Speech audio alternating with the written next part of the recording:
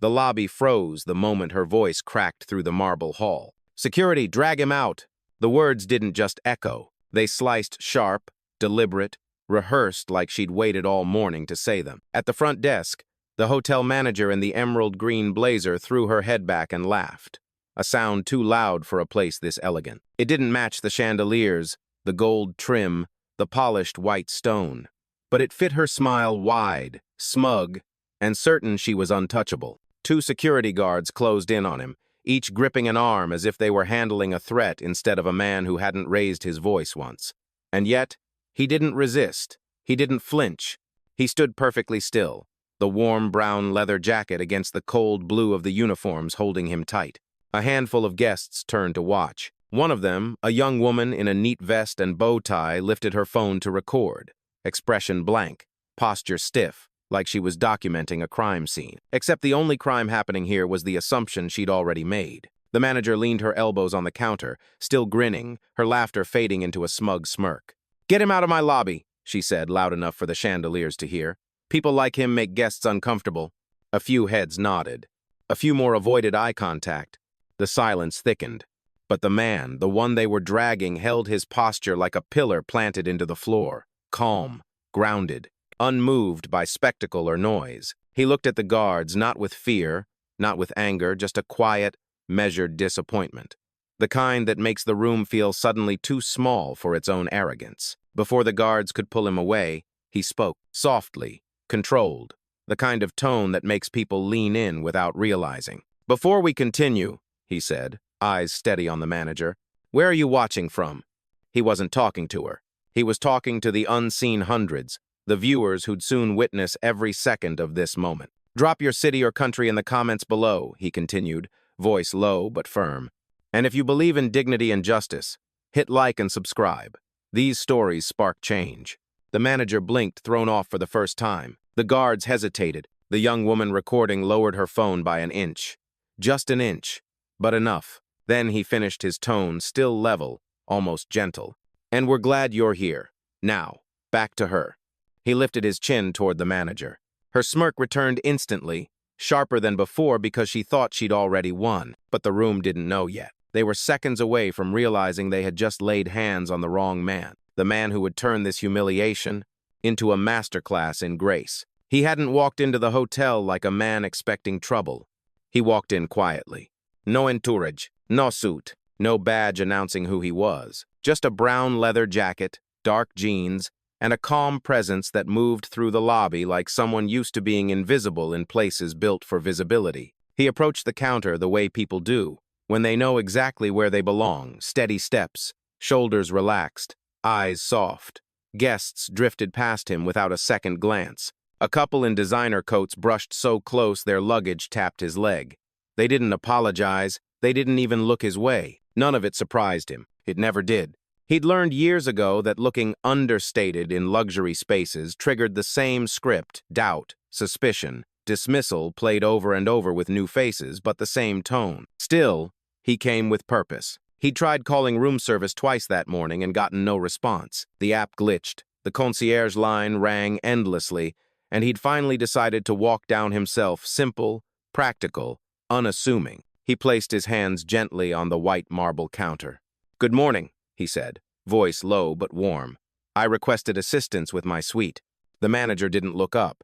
Her eyes stayed fixed on her computer screen as if ignoring him was part of the workflow. When she finally glanced his way, the expression forming on her face wasn't confusion. It was judgment, instant, unfiltered, and confident in its own correctness.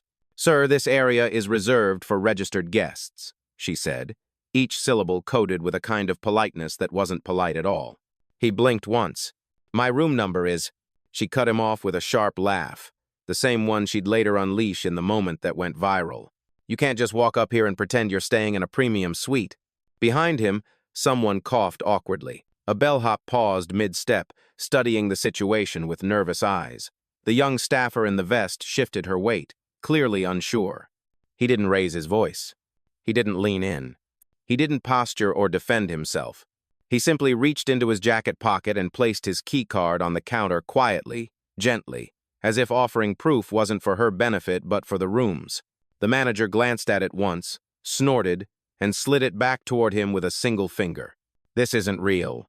And for the first time since he walked in, he felt the shift in the lobby's air, the tension building behind him like a storm about to break. He had entered softly, but they had mistaken softness for weakness. And that was about to become their biggest mistake. The manager didn't bother lowering her voice this time. She pushed the key card back toward him with the same flick someone might use to brush lint off a sleeve. "Sir, please step away from the desk. We don't have time for games." A couple waiting in line shifted, whispering. A man in a navy blazer gave him a long, evaluating stare, the kind that scanned clothes first, skin second, worth third. Behind the counter, a second staff member, a young guy with a too-tight tie, leaned closer to the manager and muttered something under his breath. She smirked. He chuckled, and the air changed. Not suddenly, not dramatically, but in the slow, suffocating way a room changes when people decide who they think you are before you've said more than 10 words. He kept his hands on the counter, palms open, posture calm. "I'm not playing any game," he said, perfectly steady. "Just check the system. My name is—" "We already checked," the manager snapped, even though she hadn't touched a single key on her keyboard. "There's no guest under your description in any of our premium floors." Description. Not name, not reservation number, description. He caught the word. So did two guests nearby, their brows folding with quiet discomfort. The staffer with the tight tie straightened, emboldened by her tone. "Sir, if you're not staying here, you need to move. We have actual guests waiting." Actual. Another word people didn't realize revealed everything. A hush fell over the line, not silence, but a charged quiet, full of people pretending they weren't listening. He exhaled through his nose, slow and controlled. "I'm asking for verification," he said. "That's all."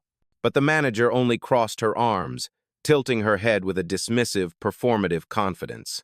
"Security is on their way," she warned. "Let them sort it out."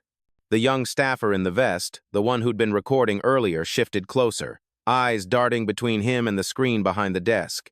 She looked as if she wanted to speak, but fear tugged at her throat. The bellhop from earlier took a small step forward, too, hands tightening around the handle of his cart. Something about the situation wasn't sitting right with him, either. Still, no one intervened. Not yet. Because rising tension has a pattern. People sense the wrongness first, but they stay still until someone brave enough breaks it. The manager leaned her elbows on the counter again and delivered the line that would ignite everything that followed. "People like you don't book suites like that. Let's stop pretending." The lobby didn't go silent. It fell heavy, dense enough that even the guards at the entrance exchanged a glance. He lifted his eyes to meet hers fully for the first time. Calm, clear, measured, not angry. Just done. Done with the pattern, done with the tone, done with the assumption dressed up as procedure. And the room, every single person in it felt the moment the balance began to shift. The first crack in the room didn't come from him. It came from her. The young staffer in the charcoal vest phone still in her hand, screen dim, now took one hesitant step toward the desk.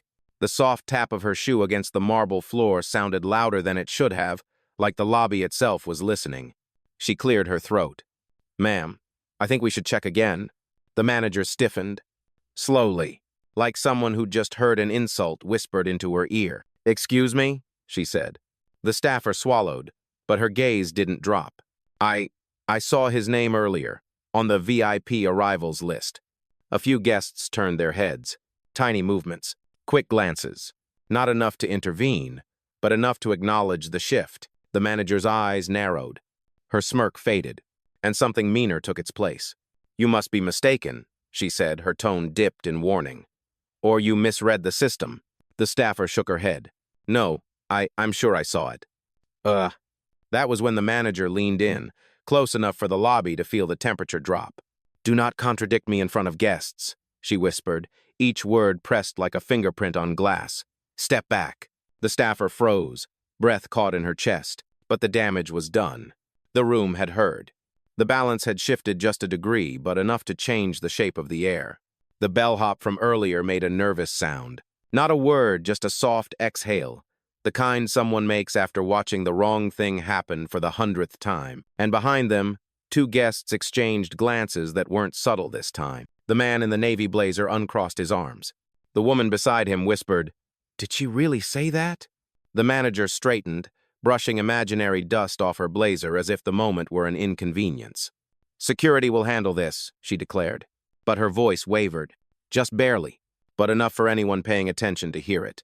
The young staffer's hands trembled around her phone. She wanted to speak again. He could see it in the way her chest rose, the way her lips parted one breath away from repeating the truth. So he met her eyes. A small, steady nod. A permission. A reassurance. A quiet message. "It's okay. You're not alone." Her jaw tightened. She inhaled. "His name is on the list," she said louder this time, the words sliding into the lobby like a flicked match. The manager's head whipped toward her. The bellhop stepped back in shock. Guests murmured. And for the first time since the chaos began, anyone, finally said it out loud. "He belongs here." It wasn't enough to stop what was coming, but it was enough to prove the room had eyes, and some of them, at least, had finally opened. The breaking point didn't arrive with shouting.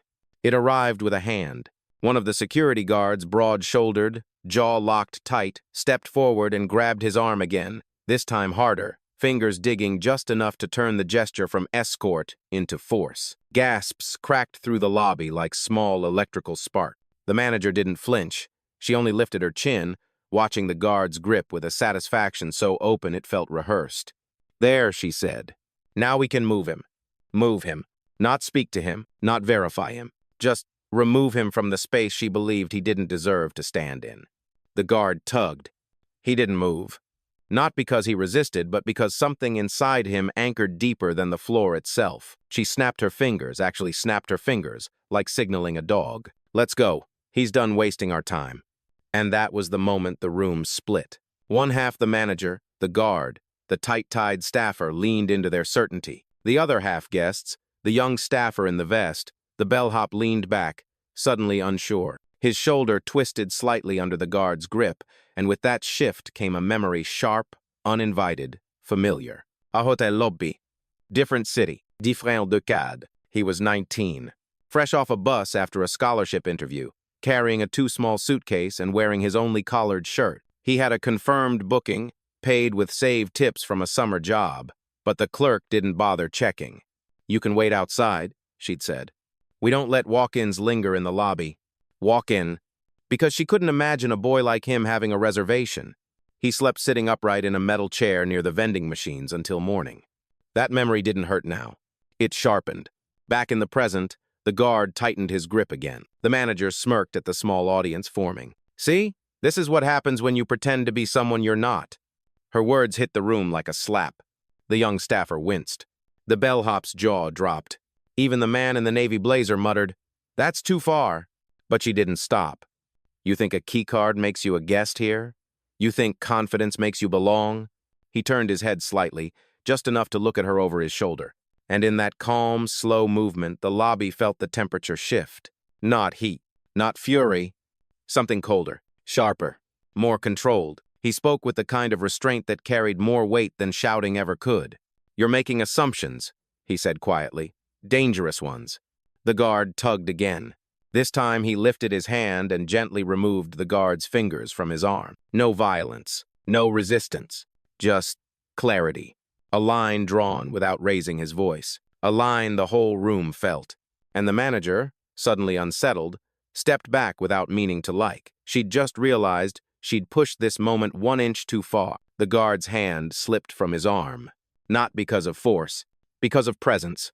The same presence that made the room go still for half a second, just long enough for everyone to sense a shift they couldn't name yet. He straightened his jacket. A small, simple adjustment. But it carried the weight of someone reclaiming the space around him. The manager scoffed, masking her faltering confidence with noise. "Oh, please, save the theatrics. You're leaving this lobby one way or another." "Oh." Her voice bounced harshly off the marble, but the room didn't move with her this time. The bellhop froze mid-step.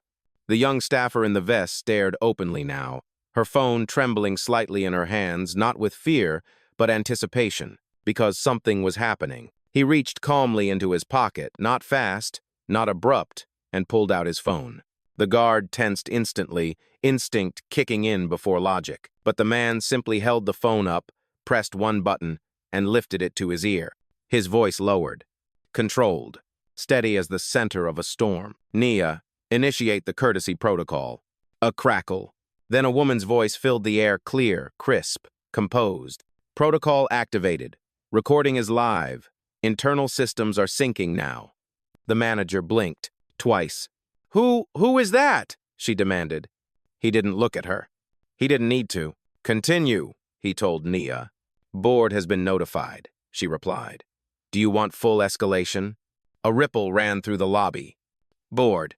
The word hit like a dropped glass. The man in the navy blazer shifted. A woman near the elevator whispered, Board? Of what?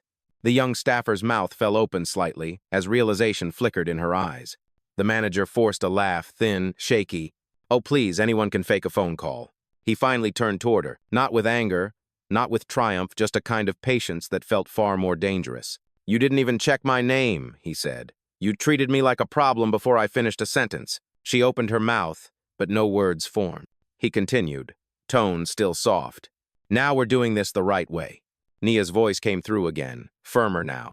Authorization recognized, lobby feed syncing, staff behavior is being documented in real time. Real time. Guests exchanged look. The room itself felt like it inhaled. The guard stepped back. Not because he was told to, because instinct told him something had shifted far above his pay grade. The manager's face paled. Turn that off, she snapped. You can't record here, this is private property. He raised an eyebrow. Is it? The bellhop covered his mouth. A soft, startled laugh squeaked out from someone near the brochures. The young staffer swallowed hard, because only now, only in this exact breath, did the manager realize she'd made a mistake she couldn't undo with volume, authority, or attitude. And he hadn't even raised his voice. Not once. The turn had begun. And the room felt it. It didn't happen with shouting. It didn't happen with threats. It happened with silence. A deep, sudden, heavy silence that fell over the lobby like someone had pulled the power from the room. He lowered the phone from his ear, but Nia's voice still echoed faintly through the speaker. Documentation complete. Awaiting your signal. The manager's breathing hitched. Barely, but enough. She forced another laugh, thin, brittle, breaking at the edges. This is ridiculous. You think a few big words and a phone call make you someone important? The young staffer flinched. The bellhop shook his head, whispering under his breath, Stop talking. The guard shifted uncomfortably, suddenly more aware of every camera pointed their way. And there were many. Phones raised at subtle angles, hands half covering lenses but recording anyway. That lobby wasn't watching anymore. It was witnessing. He didn't posture. He didn't gloat. He didn't lecture. He simply stepped forward, one quiet, measured step that drew every eye. Then he placed his keycard back on the counter. Not pushed, not thrown. Placed. The gesture alone carried more authority than all the manager's shouting combined. Scan it, he said. The manager scoffed. We already... Scan it. Not loud. Not sharp. Just final. The words stroked the air like a calm blade. Hands shaking now, the manager picked up the keycard and tapped it against the reader. A single beep. Soft. Clear. Undeniable. The screen flashed. A. Carter Penthouse Suite Executive Override. Status. Owner-level clearance. The color drained from her face. For a moment, she didn't breathe. Then, a gasp rippled through the lobby. Someone cursed under their breath. The man in the navy blazer murmured, Owner-level? Oh my God. The young staffer covered her mouth, eyes wide. The bellhop whisper shouted, I knew it, I knew something was off. The manager staggered one step back, the keycard trembling between her fingers. That can't be. There must be a system glitch. He finally looked at her, directly, fully. And when he spoke, the lobby froze. You called me a fraud, in a hotel I own. No anger, no triumph, just truth, delivered with the elegance of someone who didn't need to raise his voice to end an entire narrative. Phones lifted higher. Guests whispered in disbelief. The guard exhaled the breath he'd been holding. The manager's lips parted, but no sound followed, only humiliation, spreading across her face like spilled ink. He leaned in slightly, not threatening, just close enough that the room could feel the shift of power. You didn't check my name, he said. You checked my appearance. That was the line, the one that detonated the moment. The lobby didn't erupt. It didn't cheer. It just stilled the sharp, reverent stillness of people realizing they had witnessed the exact second a story turned. The reveal was complete, and nothing in that lobby would move the same way again. The collapse didn't begin with noise. It began with a single blink. The manager stared at the glowing screen, her pupils shrinking as the words owner-level clearance burned themselves into her understanding. The keycard slipped slightly in her hand, not fallen, not dropped, just loosened by shock. Then Nia's voice returned, echoing softly through his phone. Authorization verified. Proceeding with system actions. System actions.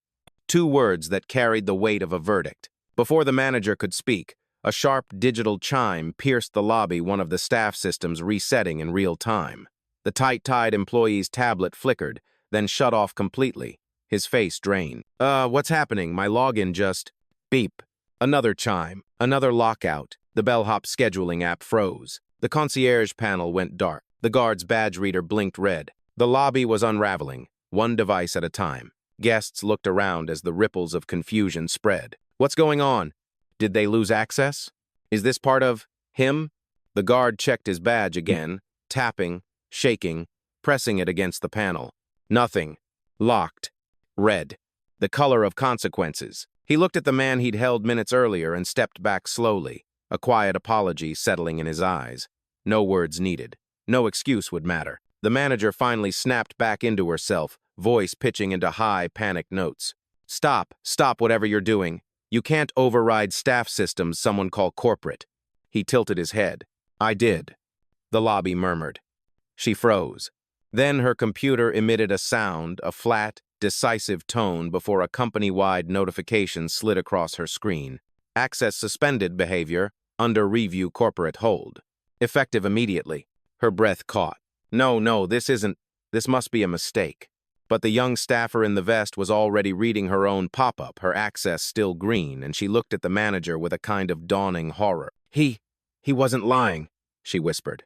You really did deny service to... The manager snapped. Quiet. But the room no longer obeyed her voice. Power had shifted. It had already left her hands. The man in the navy blazer stepped closer. So she treated the owner like that? In public? A woman behind him added, I hope someone's recording this. They were. All of them. Phones held higher now, no shame, no hesitation. The tight-tied staffer swallowed, suddenly aware of the cameras, suddenly aware of how he'd laughed along. I didn't know, he stammered. She told us. You followed tone, the man said quietly, not truth. The lobby simmered with a new kind of energy, heavy, righteous, inevitable. The manager tried one last attempt at authority, voice cracking on the edges. Security! Escort him out. The guard didn't move. He simply shook his head.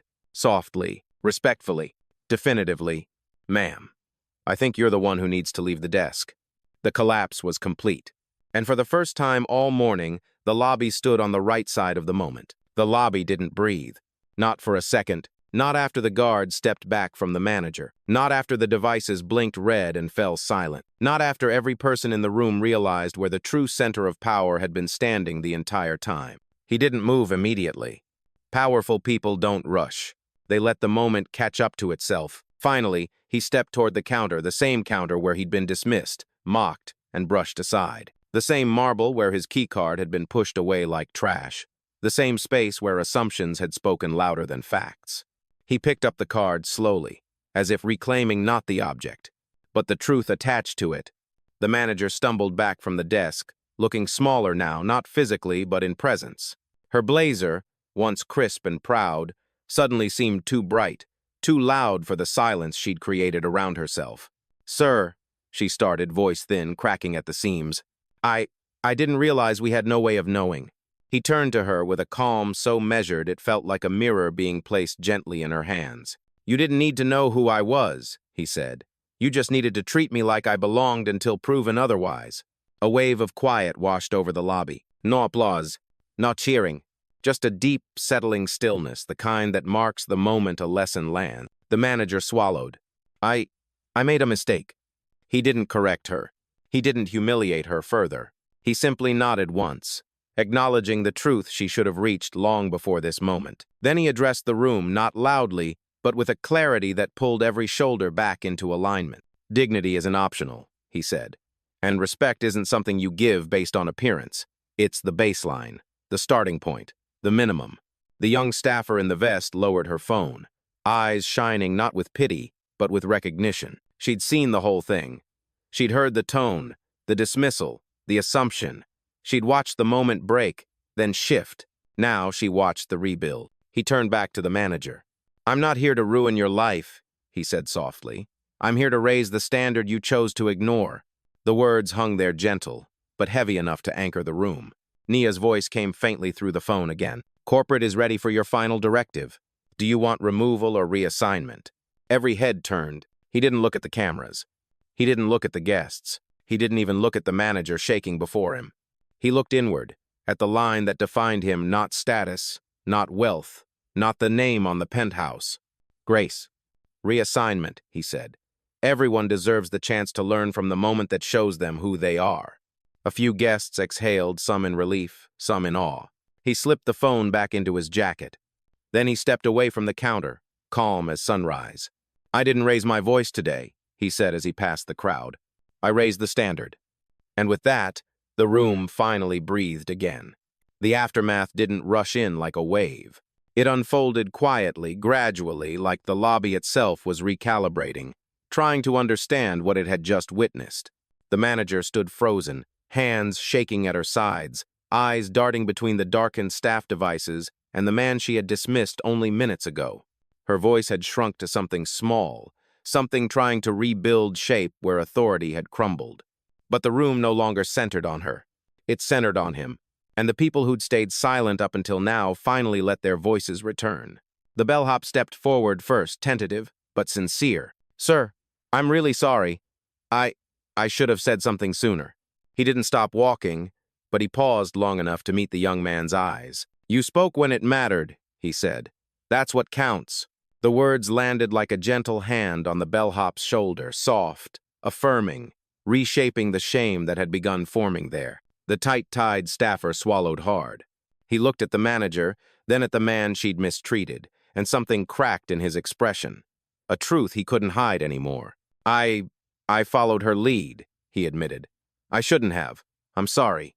He didn't respond with anger. Just a nod. Measured. Steady. The young staffer in the vest stepped forward, too, but she didn't apologize first. Instead, she held up her phone, not recording anymore, and said, "I kept the footage," she whispered, "in case you need it." The lobby stirred, not with conflict, with accountability. "That won't be necessary," he said. "Your courage was enough." Her shoulders dropped with a relieved exhale. The guard, the same one who had grabbed him earlier, approached last. Each step was deliberate, like he was walking toward a truth he wished he'd seen sooner. "Sir," he said quietly, "I shouldn't have laid a hand on you. I was doing my job, but I should have questioned the order." Questioning is part of the job," he replied. The guard nodded, shame and gratitude mixed in his expression. Behind them, guests began dispersing not with indifference, but with that electric hum of people who knew they had witnessed something that would linger in their thoughts long after they left the building. Some shook their heads, some whispered to companions. One woman murmured, "I'll never forget this," as she guided her suitcase toward the elevator. The manager opened her mouth, searching desperately for words that might undo what had unfolded. But there were none. She stood in a silence shaped by her own actions, a silence she couldn't command, couldn't control, couldn't mask with confidence or volume. And in that silence, something profound shifted. The staff no longer stood behind her. They stood beside him, not because of fear, not because of power, but because Grace, real, quiet, unwavering Grace, had drawn a line down the center of the lobby, and everyone could see which side they wanted to stand on. The reset began the way all true resets do. Not with noise, but with order. Small, deliberate order. A quiet hum rose from the staff terminals as corporate systems reconnected, green lights returning in gentle pulses. One by one, the devices that had gone dark flickered back to life, not with chaos, but with structure. Clean pages, fresh access, new parameters. The manager's login did not return. She tried 3 times. 3 soft clicks, 3 red denials. Her fingers trembled harder with each failed attempt. The tight-tied staffer glanced at her screen, then at his eyes widening as he saw a new message appear. Service standard reset. Implementation active. Lead contact A. Carter. It was unmistakable. He wasn't just a guest with power. He was the standard they were expected to follow. The weight of that realization settled over the staff like snowfall, quiet, cold, clarifying. He stepped closer to the counter, but not to confront her. To restore the space. He picked up a fallen reservation clipboard, set it neatly back in place, and straightened a small stack of guest maps. The gestures were so simple, yet they carried the unmistakable energy of someone reclaiming order not by force, but by expectation. The bellhop watched him, stunned. "He's fixing the desk," he whispered. "Because someone should," the young staffer murmured beside him. The manager forced her voice out, thin and frayed. You can't just change the hotel's systems without approval." He looked at her with calm finality. "Approval was granted," he said, "long before this morning." Her throat tightened.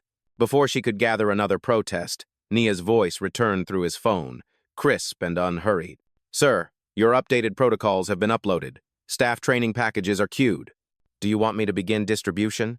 He kept his eyes on the lobby, not the phone, not the cameras, just the room that had unraveled and reformed around him. "Yes," he said. "Start it." A soft chime signaled confirmation. Moments later, each staff terminal displayed a short message. New service expectations. Integrity. Dignity. Grace. The tight-tied staffer read the words twice. The young staffer pressed a hand to her chest, absorbing them. The guard lowered his head, humbled. And then, for the first time since the chaotic start, the lobby began to feel like a hotel again, not a battleground of assumptions. Guests eased back into their conversations, though many stole glances at him, grateful, embarrassed, inspired. The chandelier lights softened against the marble floors, casting warm reflections across the space, as if the building itself approved of the change.